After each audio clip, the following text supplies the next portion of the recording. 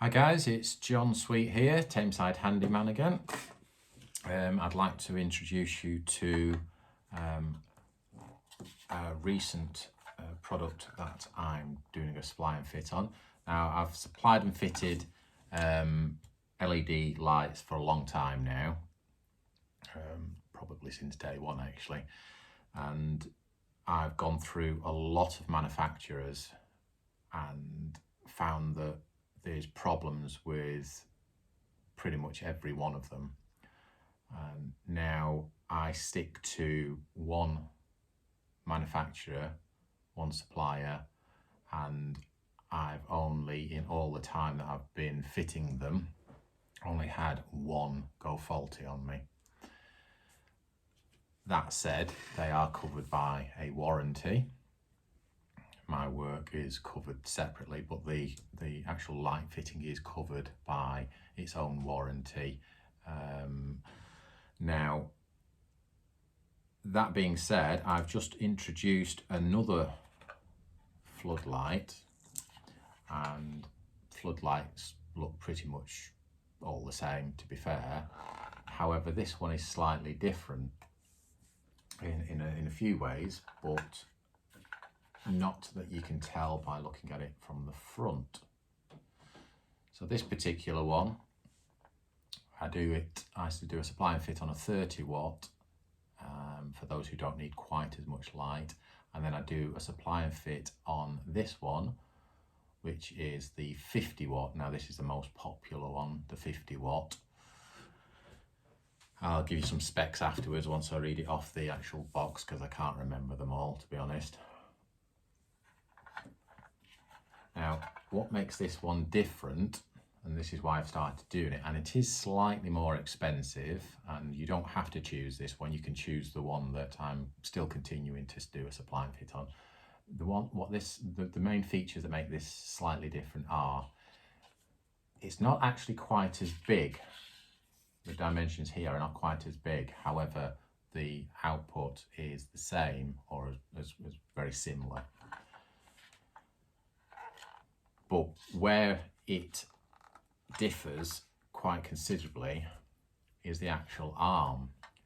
Now the one that I've fit and the ones that I tend to have fitted in the past have all got call it a U-shape bracket, which fits to the wall and then fits either side of the light.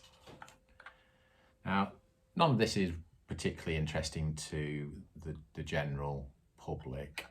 They just want to know, can you fit this? Can you supply it? Will it work? The answer to all of the above is yes. However, what I've found is when you're fitting certain walls, you need a bit of an angle. Now, when they've got a fixed bracket, the only way you can do it is basically by tilting the light and then pointing it in the direction that you want. Now, for some people that doesn't matter, it's okay, but it's not ideal and it doesn't look great, to be honest. So with this particular brand, they have an arm and a ball. So yes, you can tilt it forward and back, up and down, just like the other LED, just like the other floodlights. However, this has got a ball joint, which if you look at it from the front, not only can you go forward and down, you can go left and right. Not a massive amount, but it's usually sufficient for the purposes for most customers. However, what I've discovered as well with this one, and I've only just discovered it just before doing the video, is if I turn the bracket to the side, you can actually turn it that little bit more. So, sorry, imagine that being me. I'll show you from the back in a minute. That will allow you to tilt it a lot more. Or if I turn it at the back, you can't see this, but the main point is you can see it from the front. So I can tilt that a lot further round, as you can see. when it's facing horizontally, the bracket that is, you can turn it a little way, which is usually enough to be fair. But if I turn this, I can turn it a lot further around. So this may appeal to a lot of people who've had this problem in the past. Now, I'll show you it from the behind. Obviously, the front is what the customer wants to see and wants to know what it can do. There's also a change in how it's fitted to the wall. And again, this is more for my fitting benefit, but I just thought I'd show you anyway. So you've got the ball and socket here, which allows it to do its rotating, tilting, up, down, left, right, which is great. And you can lock it off. But this is now, the single arm bracket here leads to a plate. And this plate, that is what fits to the wall. Simple as that. So that fits to the wall. Then come along and you slot that in there. Job done. And then you adjust it. However, as I said to you before, if I turn that this direction and fit the plate that way instead of that way and slide it on sideways, it's still as secure, but it gives you more of a range in one direction or the other. It won't go in that direction because I would have to turn the bracket round, which is easy enough to do, and then it goes off to the left or the right. Hope all that makes sense. But the point I'm trying to make is this, it has its place for those who want more flexibility, more adjustment in their floodlight. You can stick with the other one. It's not a massive amount of difference in price, but there is a price difference, and it's not the price that I'm charging more for. It's what it costs to purchase these things. And obviously you've got the inbuilt cable, and you've got the timer and the sensor. So obviously it comes on.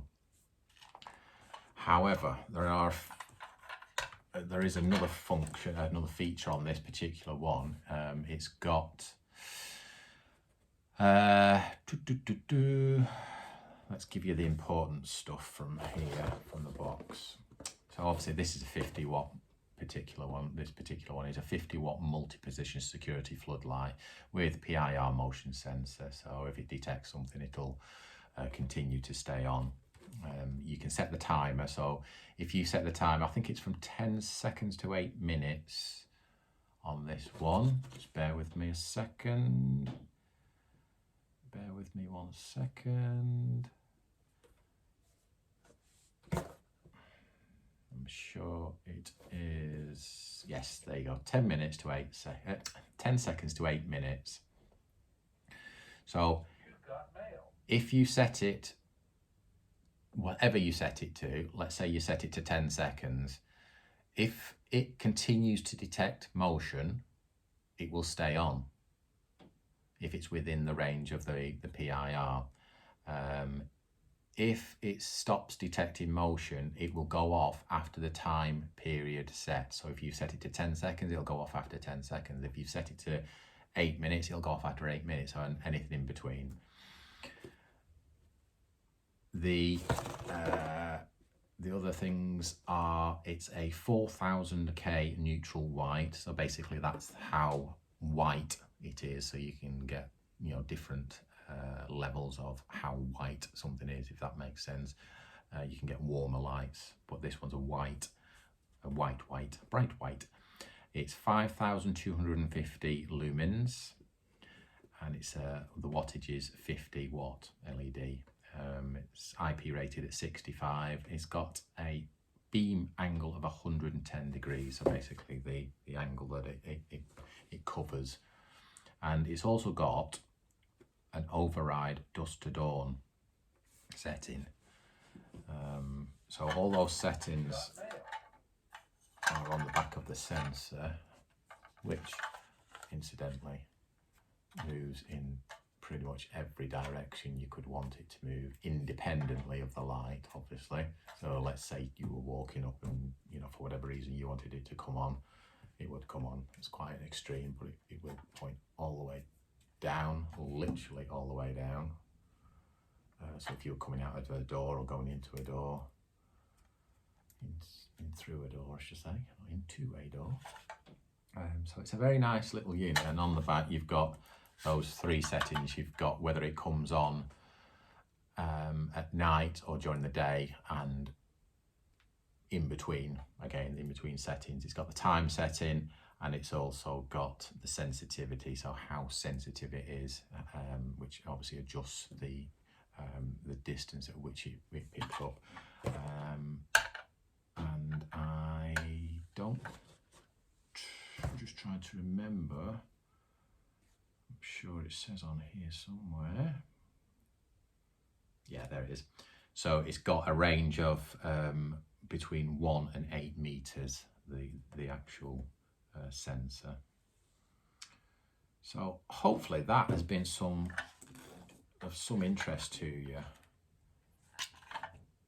Sorry if it's been a bit long, but I just wanted to cover a few points on this particular one. The other one, which is also, it should be on the page that you're looking at right now, is the standard one. This is the more adjustable one. I'm not sure how I'm going to describe it yet, but when I get round to it, you'll find it's bookable on the booking page with a slightly higher price tag, not much more, as I say, but unfortunately I have to charge more if people want this particular product. So hopefully you can see that's a nice little unit. This is the 50-watt one, just giving you an idea of size. And oh yes, I can fit them without the sensor. Now, why would you want it fitting without the sensor? Well, if, for example, you want to light up, you have a switch inside and you want it to be switched on permanently until you switch it off, then you won't need the sensor. Just switch it on, it would light up, say, your garden, and it wouldn't, you'd be able to use it in the summer or something like that when the nights, you know, when it starts to get dark, but it's still warm out there and you just want to keep it on, so you're not waving your hands at the sensor to keep it on. You can just simply switch your switch on, it'll come on, switch your switch off, it'll go off. But other than that, I tend to fit 99% of these with the sensor. Again, sorry for the length of the video, but hopefully it's been some use to some of you, and it's available to book now on my website, handymantameside.com. Go to the online booking page. My name's John Sweet, Tameside Handyman. See you in the next video.